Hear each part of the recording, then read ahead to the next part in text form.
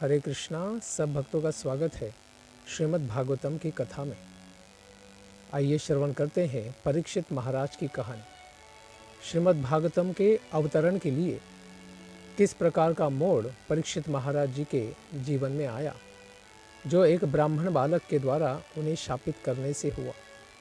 इस प्रसंग को सूत गोस्वामी जी बताते हैं।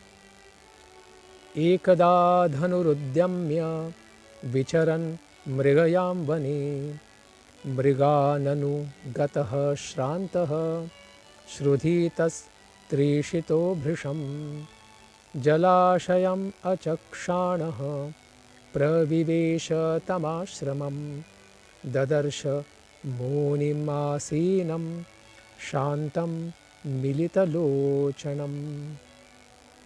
एक बार परीक्षित महाराज वन में धनुष बाण इसके द्वारा शिकार करने के लिए गए, क्योंकि राजाओं का यह कर्तव्य था कि जंगल में बहुत हिंसक पशु न बढ़ जाएं और युद्ध कला के लिए इस प्रकार के जीवों को मारकर भी अपने क्षत्रिय रजोगुण को वो बहुत कार्यशील रखा करते थे।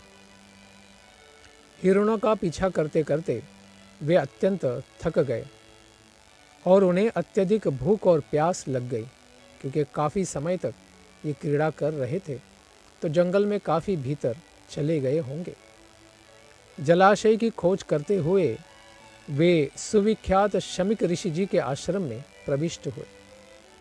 वैदिक समय में ऐसे जंगलों में बहुत अंदर ऋषि मुनि अपना आश्रम बनाते थे, तपस्या यज्ञ और गुरुकुल भी चलाते थे। तो इसी प्रकार से वहाँ पर शमिक ऋषि का आश्रम उन्हें प्राप्त हुआ। वहाँ पर वे चले गए, जहाँ उन्होंने आंखें बंद किए हुए शांत भाव से समाधि में लगे हुए शमिक ऋषि को देखा। ऐसे मुनि जी को देखते हुए उनकी आंतरिक स्थिति क्या थी, इसको बताते हैं सूत गोस्वामी। प्रतिरुंधेन्द्रिय प्राण मनोबुद्धिम उपारतम स्थान त्रयात् परं प्राप्तं ब्रह्मभूतम अविक्रियम। मुनि की इंद्रियां, श्वास, मन तथा बुद्धि सभी ने भौतिक कार्यकलाप बंद कर दिए थे, अर्थात वो किसी भी प्रकार से भौतिक स्तर पर नहीं जी रहे थे।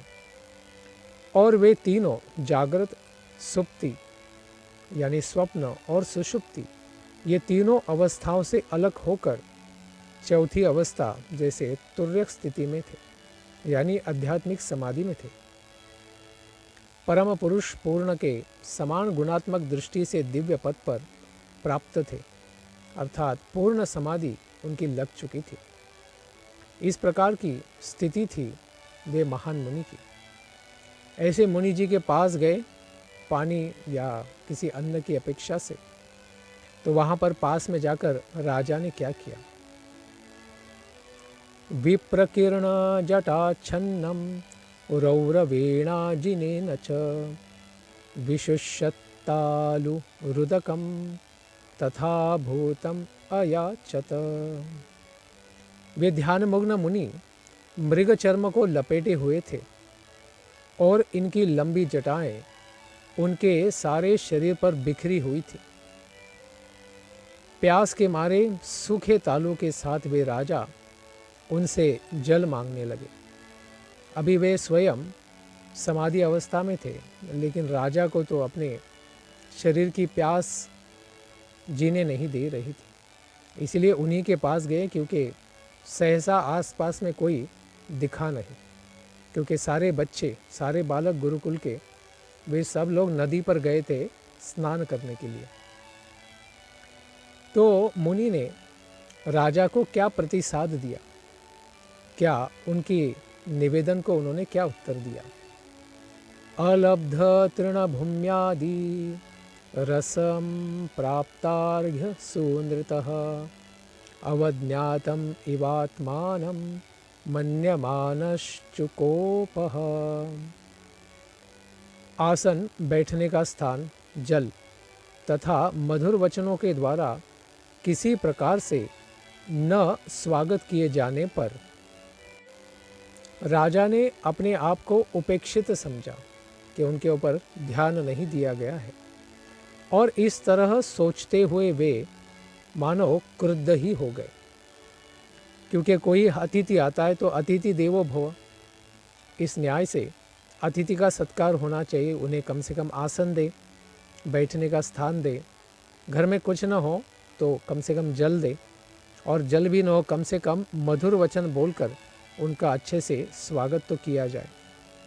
लेकिन यह किसी भी प्रकार से राजा को अनुभव नहीं हुआ, इसीलिए वो प्यास के मारे थोड़े क्रोधित से हो गए। तो मानव का स्वभाव है, और वैसे भी राजा सम्राट जो होते हैं उनकी हर प्रकार की इच्छा को सब लोग पूर्ण करने का प्रयास करते हैं। बिना विलंब उनकी हर एक इच्छा पूरी हो जाती है। तो ऐसे जंगल में आकर उनकी केवल पानी मात्र की इच्छा भी पूरी नहीं हो रही है। इसके कारण क्रोध आना सहसा संभव है। तो इतना क्या उन्हें क्रोध आ गया, इसका कारण बताते हैं। अभूतपूर्वः सहसा श्रुतृभ्यामर्दितात्मनः ब्राह्मणं प्रत्यभुद ब्रह्मन् मत्सरो मन्युरेव च। हे ब्राह्मणों, ब्राह्मण मुनि के प्रति राजा का वह क्रोध तथा द्वेष अभूतपूर्व था। अभूतपूर्व सहसा, क्योंकि परिस्थितियों ने उन्हें भूखे तथा प्यासे बना दिए थे। तो यह किसी जातीय विद्वेष के कारण नहीं था, आर्थिक स्थिति, सामाजिक स्थिति या प्रसिद्धि के कारण नहीं था। यह केवल उनकी मानसिक स्थिति बदल चुकी थी, क्योंकि उनके शारीरिक आवश्यकताएं पूर्ण नहीं हो पाई थी। इस व्यथा के कारण वे क्रोधित हो गए थे। फिर उसके बाद राजा ने इस प्रकार का जो अनादर हुआ है इसकी क्या प्रतिक्रिया दी। स तो ब्रह्म ऋषेरंसे गतासु मुरगम वृषा विनिर्गच्छन् धनुष्कोट्या निधाय पुरमागतः। इस प्रकार एक तरीके से अपमानित स्वयं को मानकर राजा ने लौटते समय, क्योंकि वहाँ न पानी मिला न अच्छे शब्द, उन्होंने देखा कि कुटीर के बाहर ही एक मरा हुआ सर्प पड़ा है। तो अपने धनुष के कोने से उसको उठाया और फिर उस क्रोधवश उन्होंने शमीक ऋषि जी के कंधों पर उसे रख दिया। तब वे फिर वापस अपने राजमहल के लिए लौट गए, क्योंकि राजा ने यहाँ पर जैसे को तैसा इस प्रकार का व्यवहार किया। मेरा अनादर किया गया है तो मैं भी आपका अनादर कर दूंगा, इस प्रकार का भाव उनका प्रकट हो गया था। लेकिन इस प्रकार का भाव सही नहीं है। लेकिन यह भगवान की एक खास योजना थी, क्योंकि परीक्षित महाराज तो सारी धरती के सम्राट भी थे, भौतिक रूप से भी महान थे, लेकिन भगवान के भागवतोत्तम भक्त थे, अर्थात अत्यंत महान भक्त थे। तो भगवान ने उनके जीवन में ये मोड़ लाया, क्योंकि बहुत बड़ा कार्य उनके द्वारा करवाना था आगे जाकर। इसलिए भगवान की इच्छा से ही उन्होंने एक मरा हुआ सर्प अपमान के रूप में मुनि जी के गले में डाल दिया। तो इस प्रकार से क्रोध इतना भयानक होता है कि क्रोधात् भवति सम्मोह, व्यक्ति सम्मोहित हो जाता है और बुद्धि नाशात् विनश्यति, ऐसे बुद्धि भी काम नहीं करती है। फिर उसके बाद व्यक्ति भौतिक संसार में फंस सकता है। तो महान से महान योगी को भी अपने क्रोध से, काम से, लोभ से बचना होता है, क्योंकि ये तीनों नरक के द्वार हैं। इन तीनों से सबको बचना चाहिए, भगवान गीता में बताते हैं। तो इस प्रकार से उनका चित्त स्थिर न हो पाया, बुद्धि काम नहीं की। इस प्रकार से ज्ञानी जन भी बाद में अवश्य विचार करते हैं। उसी प्रकार से राजा ने भी यह विचार किया कि क्या हमने कोई गलती तो नहीं कर दी, हमारे व्यवहार में कोई उद्दंडता तो नहीं हो गई है। तो यह सब ज्ञानी जनों का व्यवहार होता है। एष किं निभृता शेष करणो मिलिते क्षणः मृषा समाधिराहो स्वीत् किम नो स्यात् क्षत्रबंधुभिः। लौटते समय वे अपने मन ही मन सोचने लगे, तर्क करने लगे कि क्या मैंने वो दिव्य मुनि की इंद्रियों को एकाग्र करके तथा आँखों को बंद किए हुए सचमुच वे समाधि में तो नहीं थे, या फिर वे किसी क्षत्रिय का, मानो वो निम्न जाति का है, क्योंकि ब्राह्मण वर्णाश्रम की दृष्टि से क्षत्रियों, वैश्यों, शूद्रों से श्रेष्ठ माने गए हैं।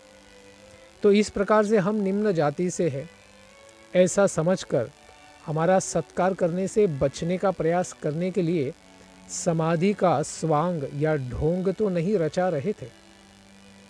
इस प्रकार से यह विचार उनके मन में आ गया।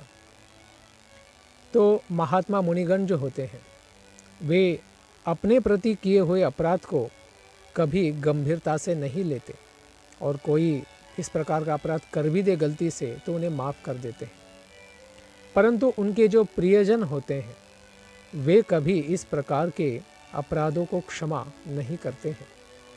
इसका उदाहरण भी भागवत में आगे आएगा कि किस प्रकार से दक्ष के यज्ञ में जब उन्हीं के दामाद शिवजी के प्रति महान अपराध किया गया तो शिवजी महाराज ने तो उसको गंभीरता से लिया ही नहीं, लेकिन शिव भक्तों ने वहाँ पर जाकर सारा तांडव नृत्य किया, यज्ञ का विध्वंस किया, और फिर उसमें यक्ष की मृत्यु भी हो गई, दक्ष की मृत्यु भी हो गई। तो यहाँ पर भी ब्राह्मण देवता स्वयं तो इसका अपराध नहीं मानेंगे, लेकिन उनके बालक या पुत्र इसको क्षमा नहीं कर पाएंगे। तस्य पुत्रोति तेजस्वी विहरन् बालकोर्भकैः राज्ञाघं प्रापितं तातं श्रुत्वा तत्रेदमब्रवीत्। मुनि जी का एक पुत्र भी था जिसका बालक का नाम श्रृंगी था, जो ब्राह्मण पुत्र होने के कारण ही और ब्रह्मचर्य पालन करने के कारण अत्यंत शक्तिमान और तेजस्वी था।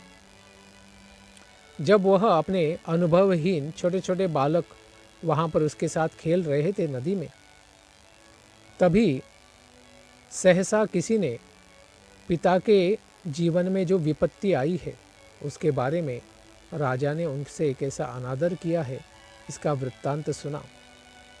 तो वह बालक फिर इस प्रकार उद्विग्न होकर बोला।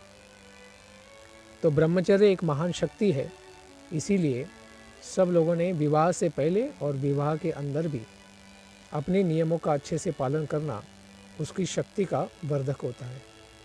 इसीलिए खास करके तो ब्रह्मचारी यहाँ पर इसका वर्णन हुआ है, बालक श्रृंगी का अत्यंत तेजस्वी था। तो बालक था, तेजस्वी था, लेकिन बालक ही था। तो बालक की बुद्धि ज़्यादा प्रगत नहीं होती है, या फिर अनुभवहीनता के कारण वो जल्दबाजी में अलग विचार कर रहा है, और बालक श्रृंगी की यह गलती बहुत बड़ी गलती साबित होगी। अहो अधर्मः पालानां पिबनां बलिभुजामिव स्वामिन्यघं यददासानां द्वारपाणां शुनामिव। बालक ब्राह्मण श्रृंगी ने कहा, अरे शासकों के पापों को तो देखो, स्वयं को राजा सम्राट समझने वाले ये उद्दंड लोगों को तो देखो, जो अपने अधिशासी दास सिद्धांतों के विरुद्ध कि स्वामी कौन है, दास कौन है, ये ठीक से न समझने के कारण कौवों तथा द्वार के ऊपर रखे हुए रखवाली करने के लिए जो कुत्ते रखे जाते हैं, उनकी तरह ही वो अपने स्वामी का रक्षण और सेवा करना छोड़कर अपने स्वामियों पर ही पाप ढाते हैं। तो ये तो सबसे बड़ी उद्दंडता है। ये कुत्ता हो या कोई भी हो, उसका काम है कि स्वामी की अच्छे से रखवाली करे, सेवा करे, लेकिन वो अपने स्वामी को ही काट खाए, तब फिर क्या होगा। तो इस प्रकार से वे मान रहे हैं कि क्योंकि परशुराम जी ने सारी धरती को जीत कर कश्यप मुनि को दान में दी थी, उसी के बाद राजाओं को प्राप्त हो सकी थी। तो एक प्रकार से ब्राह्मणों के द्वारा ही ये सारी धरती क्षत्रियों को पुनः प्राप्त हुई है। तो सच्चे मालिक जो है वो तो ब्राह्मण ही है, उनकी कृपा से क्षत्रियों को ये भूमि मिली थी। इस प्रकार से विचार करते हैं। ऐसे ब्राह्मणों के प्रति परीक्षित महाराज ने जो अनादर दिखाया था उसको बालक श्रृंगी सह नहीं पा रहा है। इसीलिए यहाँ पर इस प्रकार का विचार करने के बाद यही वो समय माना जाता है जो सही समय है जहाँ से कली अपना प्रभाव डालना शुरू करता है। इस प्रकार ब्राह्मण शक्ति का पतन इसी बिंदु से शुरू होता है, इसी घटना से शुरू होता है, जब वे संस्कृति के बिना जन्मसिद्ध अधिकार पर ज़्यादा बल देते हैं कि ब्राह्मण का पुत्र ही ब्राह्मण हो, उसमें गुण और कर्म सिद्ध न हो तो भी। तो ब्राह्मण जाति का पतन कलयुग में इस प्रकार से शुरू हुआ। क्योंकि ब्राह्मण समाज व्यवस्था के प्रमुख होते हैं, अतएव समाज के अन्य वर्ण भी पतित हो जाएंगे। अगर ब्राह्मण ही अपना धर्म पालन न करे तो फिर शूद्र कैसे कर पाएंगे। तो ब्राह्मणों के पतन का यह सूत्रपात श्रृंगी के पिता के लिए अत्यधिक पश्चाताप का कारण बना आगे जाकर, जैसा कि हम इसको देखेंगे। तो यहाँ उपदेश जो है वर्णाश्रम के सिद्धांतों को भक्तों कर खास करके महान सम्राट राजर्षि महाराज परीक्षित जो भागवतोत्तम है, इनके ऊपर लगाते समय सावधान रहना चाहिए। ब्राह्मणैः शत्रबन्धुर्हि गृहपालो निरूपितः स कथं तद्गृहे द्वास्थः स भाण्डं भोक्तुमर्हति। राजाओं की संतानें निश्चित रूप से द्वार के दरवाजे के रक्षक करने वाले कुत्ते के जैसे ही नियुक्त हुई है और उन्हें द्वार पर ही रहना चाहिए, न कि घर के अंदर घुसे। तो किस आधार पर ये कुत्ते घर में घुसकर अपने स्वामी की ही थाली में खाने का दावा करते हैं और वहाँ से मालिक के थाली से ही रोटी उठा रहे हैं? इस प्रकार का उद्दंडता की क्या आवश्यकता है। एक असभ्य बालक के लिए उपयुक्त अशिष्ट ढंग से अपने पिता की असत्कारशीलता की सफाई देने का यहाँ पर विशेषता से प्रयत्न हुआ है। वो ये नहीं देख रहे कि हमारे पिता भी समाधि में होने के कारण एक अतिथि का सत्कार नहीं कर पाए हैं, इसीलिए थोड़ा मन में उन्हें समस्या हुई कि उन्हें जल नहीं मिला, किसी ने उनसे ठीक से बात भी नहीं की। इस प्रकार से थोड़ा भ्रमित होकर उन्होंने इस प्रकार का अपराध कर दिया है। इसके ऊपर उन्होंने विचार नहीं किया। जिस प्रकार कुत्तों को कमरे तथा चूल्हे चौके में नहीं घुसने दिया जाता, भले स्वामी ने ही कुत्ता पाल रखा हो, उसी प्रकार श्रृंगी के अनुसार राजा को कोई यह अधिकार नहीं था कि वह शमीक ऋषि के घर में घुस जाए। इसलिए आजकल लोग लिखते भी हैं गेट पर, बीवेयर ऑफ डॉग्स, कुत्तों से सावधान। तो बालक के मत से राजा की ही गलती थी और उनके पिता की कोई गलती नहीं थी, और इस तरह से अपने शांत रहने वाले पिता को भी उन्होंने पूर्णतः न्यायपूर्ण ठहराया था। कहते हैं कि कानून को कभी अपने हाथ में नहीं लेना चाहिए, खास करके बच्चों को। कृष्णे गते भगवती शास्त्रयुत पथगामिनां तद्भिन्न सेतु नद्याहम शास्मि पश्यत मे बलम। सबों के परम शासक तो भगवान श्री कृष्ण ही हैं। कृष्णस्तु भगवान स्वयं। तो भगवान के प्रस्थान हो जाने के पश्चात, अर्थात स्वधाम गोलोक चले जाने के पश्चात, हमारे रक्षक तो चले गए, भगवान ही हमारे धर्म गोप्ताए धर्म रक्षक हैं, लेकिन ये उपद्रवी फल फूल रहे ये राजा लोग। इस प्रकार से बालक श्रृंगी सोच रहा है। अतएव इस मामले को मैं अपने हाथ में ले लेता हूँ, अर्थात कानून को अपने हाथ में ले लेता हूँ और उस व्यक्ति को दंड दूंगा जो भगवान की सत्ता को मानता नहीं है, ब्राह्मणों का अनादर करता है। अब मेरे ब्रह्मदंड को यानी पराक्रम को तो देखो, अभी मैं कैसे दंडित करता हूँ। ये कलयुग ही है, तो कोई भी शासक हो, प्रजातंत्र आसुरिक तंत्र होने पर भी उसमें कोई पंत प्रधान हो या बड़ी बड़ी पदवी पर हो, तो उसे भी कलयुग में मार गिराया जाता है। तो यह कलयुग में एक प्रकार की स्थिति ही है कि राजनेताओं को या नेताओं को ज़्यादा प्रतिष्ठा प्राप्त नहीं होने वाली है। इस प्रकार से अनुभवहीन होने के कारण ब्राह्मण बालक अपने अल्प ब्रह्म तेज से थोड़े गर्वित ही हो गए हैं, और यह कलयुग की जादू है, इसी का प्रभाव है जिसके कारण ये सब हो रहा है। क्योंकि जब तक ब्राह्मणों की बुद्धि भ्रष्ट नहीं होती है तब तक कली अपना प्रभाव नहीं डाल सकता। जब तक ब्राह्मण सतर्क हैं, अपना दिव्य धर्म कर्म कर रहे हैं भगवान की प्रसन्नता के लिए, और सब लोगों को धर्म का ज्ञान बांट रहे हैं निःशुल्क, तब तक फिर कली प्रवेश नहीं कर सकता था। इसीलिए जब तक ब्राह्मणों को भ्रमित नहीं किया जाएगा, संसार को कली अपने चंगुल में नहीं फांस सकता था। इसीलिए यह घटनाक्रम यहाँ पर मौजूद हुआ है। तो इस प्रकार से फिर क्रोध काफ़ी बढ़ गया, तो बालक श्रृंगी अभी शाप देने के लिए तैयार हो गए।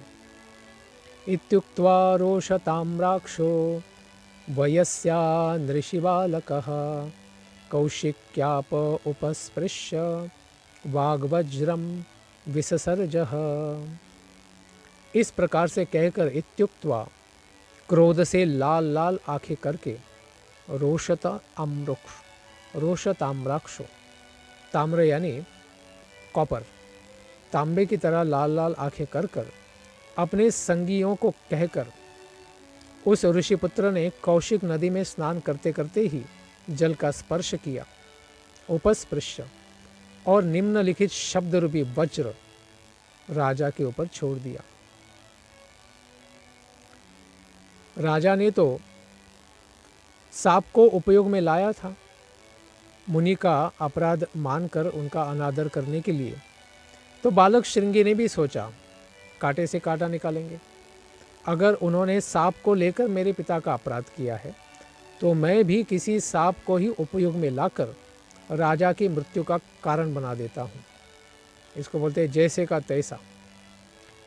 इति लंघित मर्यादम तक्षकः सप्तमे हनि दक्षति स्म कुलांगारम चोदितो में तदद्रुहम।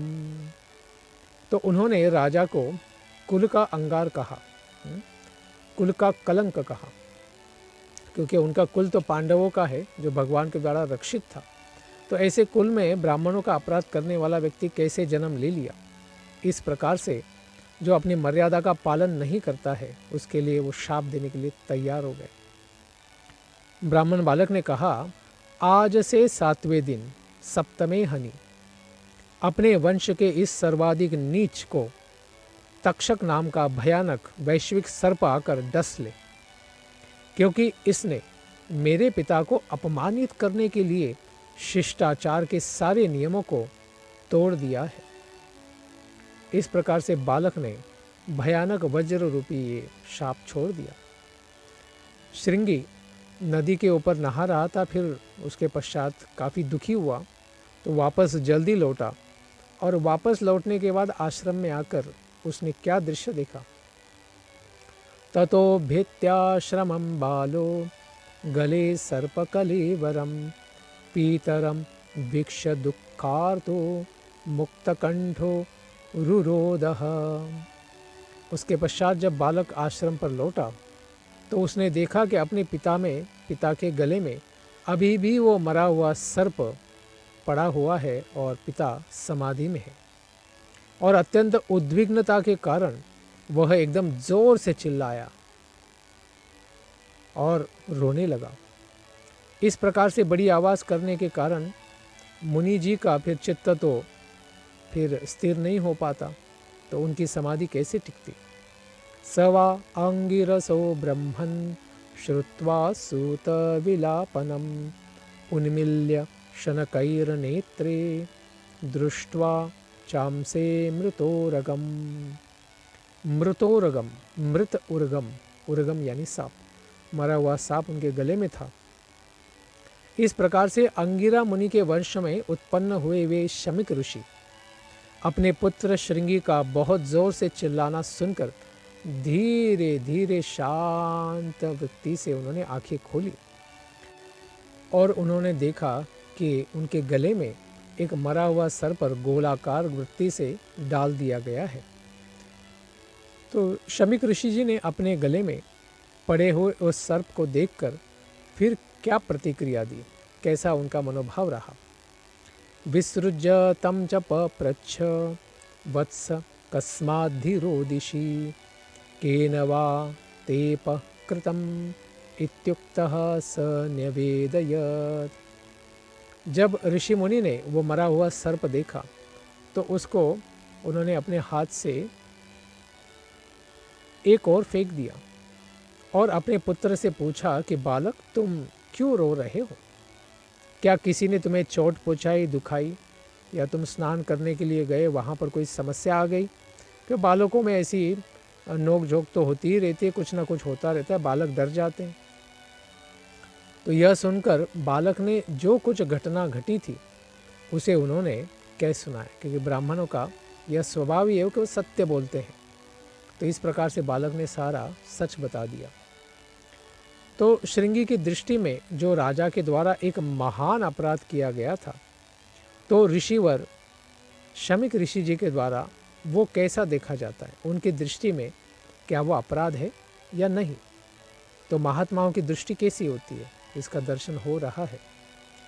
निशम्य सप्तमतर्हणम नरेंद्रम स ब्राह्मणो नात्मजमभ्यनंद अहो बताम हो महदद्यते कृतम अल्पीयसी द्रोह उरूर्दमो धृतः।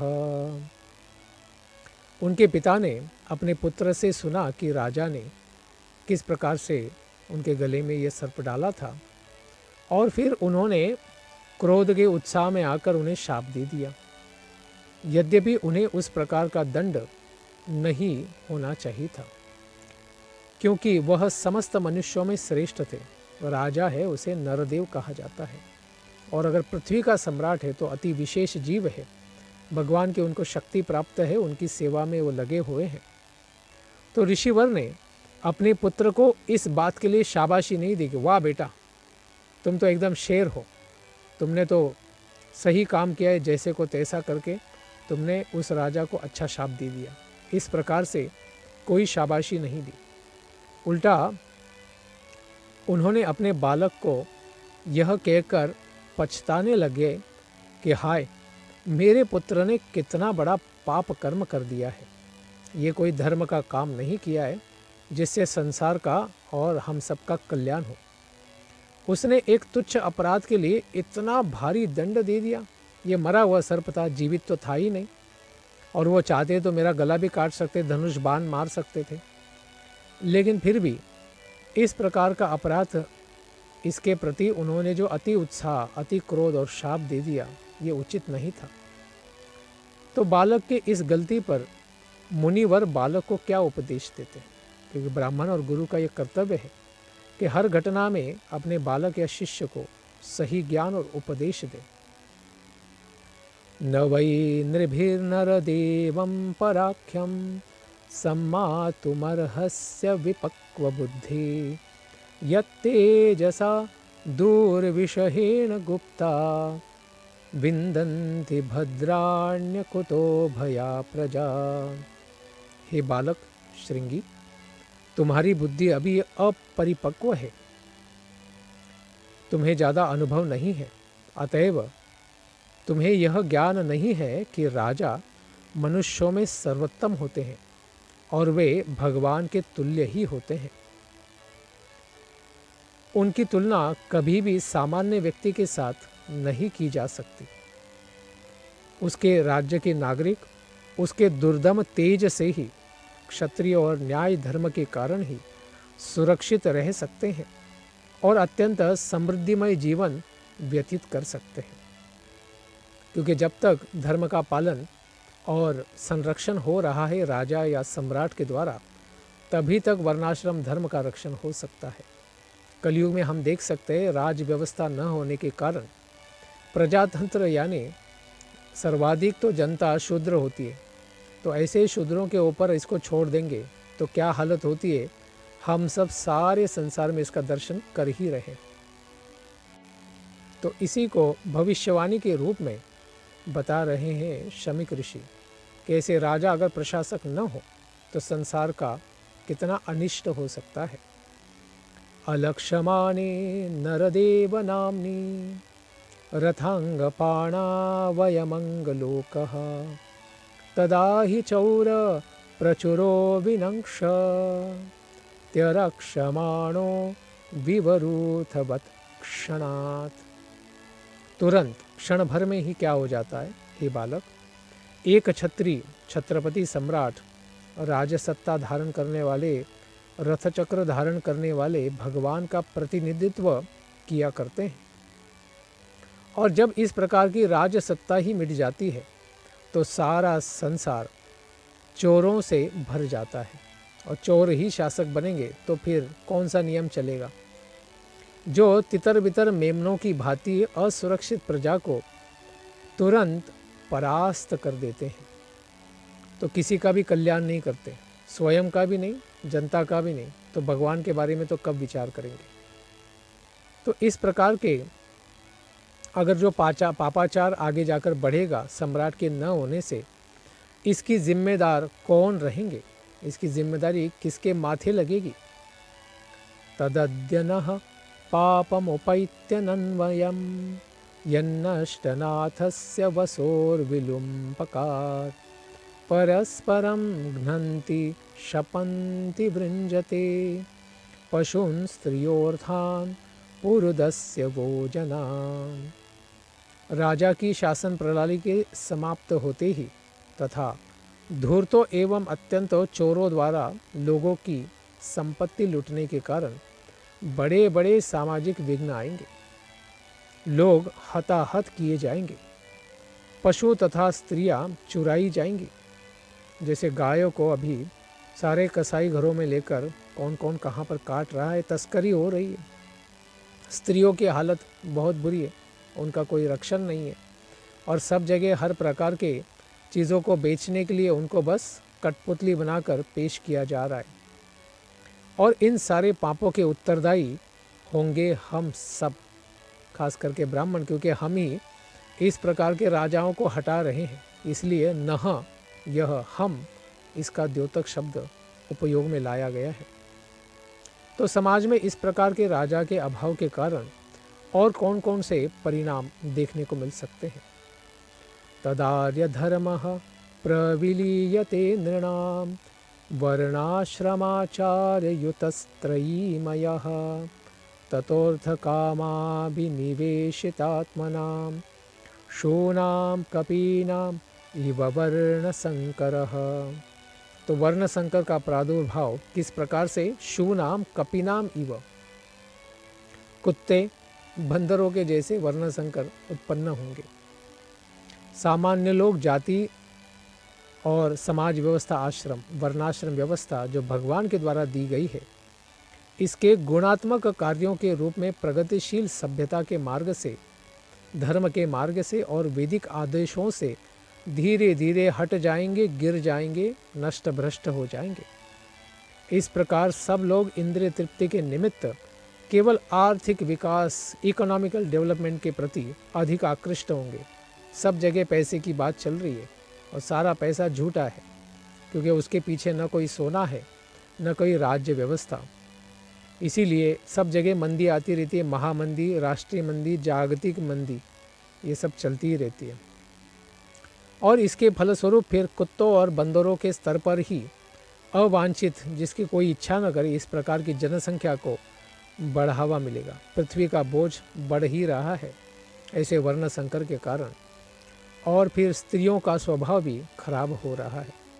तो ये सब है राजर्षि न होने के कारण। तो ऐसी परिस्थितिवश कभी कभी गलतियां हो जाती हैं, तो ऐसी गलतियों को बहुत ज़्यादा गंभीरता से नहीं लेना चाहिए। यह उपदेश शमीक ऋषि कर रहे अपने बालक को। धर्मपालो नरपति स तु सम्राट बृहच्छ्रवः साक्षान् महाभागवतो राजर्षिर्हयमेधयात् श्रुतृट श्रमयुतो दीनो नैवास्मच्छापमर्हति। तो यहाँ अत्यंत महत्वपूर्ण शब्द उपयोग में आया है, साक्षात महाभागवतः न एव अस्मात् शापम अर्हति। कैसे महान महाभागवत भगवान के शुद्ध भक्त हैं, ये हमारे द्वारा शाप पाने योग्य नहीं होते। सम्राट परीक्षित खास करके एक पवित्र राजा हैं। वे अत्यंत प्रसिद्ध और उच्च कोटि के भगवान श्री कृष्ण के भक्त हैं और वे राजाओं में भी संत हैं, राजर्षि हैं, सम्राट हैं। और उन्होंने अनेक अश्वमेध किए भगवान की और जनता के कल्याण के लिए। जब ऐसे राजा भूख तथा प्यास के मारे थके हारे इस जंगल में हमारे पास आते हैं, एक प्रकार से आश्रित हैं, तो वह किसी भी तरह के शाप दिए जाने के योग्य नहीं होते। यह तो हमारा ही कर्तव्य है कि हम उनका स्वागत करें, उनको मीठे वचन कहें, उन्हें बैठने के लिए आसन दें, जल पान करें, फल फूल कंदमूल देकर उनका स्वागत करें। तो इसमें गलती होना हमारे लिए तो ठीक नहीं है। तो बालक ने इस प्रकार से जो गलती कर दी है, तो इसके संदर्भ में शमीक मुनि भगवान के प्रति अभी प्रार्थना अर्पित करते हैं, क्योंकि वे तो यही मानते हैं कि गलती सारी अभी बालक श्रृंगी ने ही की है। अपापेषु स्वभृत्तेषु बालेना पक्वबुद्धिना पापं कृतं तद् भगवान सर्वात्मा क्षन्तुमर्हति।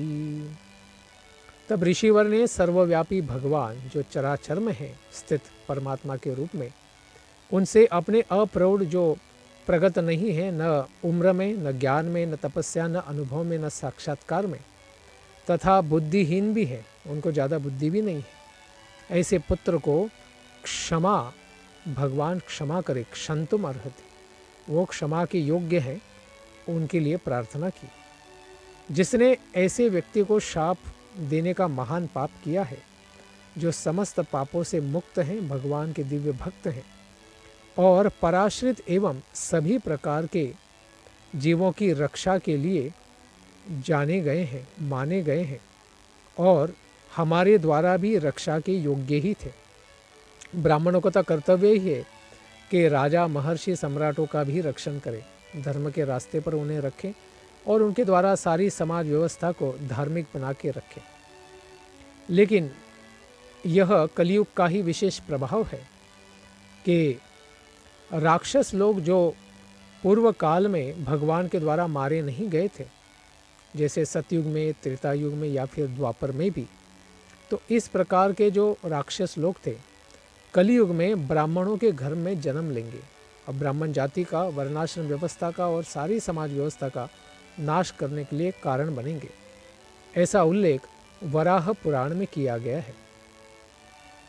तो यहाँ पर प्रश्न उठाया जाए कि सारी ब्राह्मण जाति को सांसारिक मामलों में कली को प्रवेश देने के लिए क्यों उत्तरदायी ठहराया गया है, तो इसका उत्तर यह वराह पुराण में मिलता है।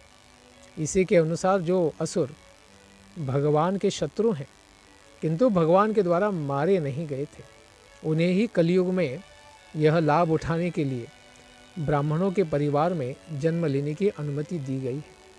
जैसे भागवतम के महात्म्य में भी यह कथा सुन सकते हैं कि किस प्रकार से दुंदुकारी भी एक ब्राह्मण के ही घर में जन्म लिए थे, जिनके पास सारे कुसंगों के कारण राक्षसी बर्ताव था।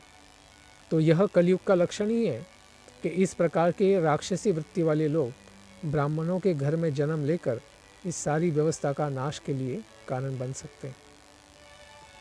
तो महान भगवत भक्त, इनके प्रति जो संकट आते हैं, तो ऐसे संकटों के प्रति, दुखों के प्रति, चिंताओं के प्रति, समस्याओं के प्रति क्या प्रतिक्रिया उनकी होती है, क्या भाव होता है, तो अत्यंत महान भाव होता है। तिरस्कृता विप्रलब्धा क्षप्ता क्षिप्ता हता अपि नास्य तत् प्रतिकुर्वन्ति तद्भक्तः प्रभवोऽपि। भगवान के भक्त अत्यंत सहिष्णु होते हैं, टॉलरेंट होते हैं, हम्बल होते हैं, नम्र होते हैं कि अपमानित होने पर भी, किसी के द्वारा ठगे जाने पर भी, किसी के द्वारा शापित होने पर भी, जान से मार देने पर भी कभी बदला लेने का विचार नहीं करते, क्रोध नहीं करते, राजा ने किए हुए अपराध के प्रति शमीक मुनि कितनी गंभीरता से देखते हैं। इति पुत्र कृताघेन सोनुतप्तो महामुनि स्वयं विप्रकृतो राज्ञा नैवाघम तदचिंतयत। इस प्रकार मुनिवर ने अपने पुत्र के द्वारा किए गए अत्यंत पापमय कर्म को गलती मानकर ही स्वयं पश्चाताप किया। उसने राजा द्वारा किए गए अपमान को अधिक गंभीरता से ग्रहण नहीं करना चाहिए था। तो सारासार विचार करके यहाँ पर ब्राह्मण ऋषि यह जान गए कि गलती तो हमारे बालक ने ही कर दी है और यह गलती उसे नहीं करनी चाहिए थी। इसीलिए प्रायशः साधवो लोके परैर्द्वन्द्वेषु योजिताः न व्यथन्ति न ऋष्यन्ति यत आत्मा गुणाश्रयः। सामान्यतया अध्यात्मवादी अन्यों द्वारा संसार के द्वंद्वों में लगाए जाने पर भी व्यथित नहीं होते, दुखी नहीं होते, चिंतित नहीं होते, भ्रमित नहीं होते। नहीं वे सांसारिक वस्तुओं में आनंद भी लेते, क्योंकि परे ब्रह्मणी निष्ठा होती है उनकी, क्योंकि वे अध्यात्म में ही लगे रहते हैं। आत्मा गुणाश्रयः, इसीलिए न व्यथंती, न व्यथा करते, न हृष्यन्ति, भौतिक कार्यों में आनंद भी नहीं लेते। तो इतने महान भागवत भक्त होते हैं। तो परीक्षित महाराज भी इसी प्रकार की भावना रखकर अपने जीवन को आगे कैसे बढ़ाएंगे, इस शाप के प्रति क्या भावना रखेंगे, क्या इसका स्वीकार करेंगे या प्रतिदंड के रूप में वे भी बालक को शाप देंगे, इसकी कथा को हम श्रवण करेंगे आने वाले सत्र में। धन्यवाद। हरे कृष्ण।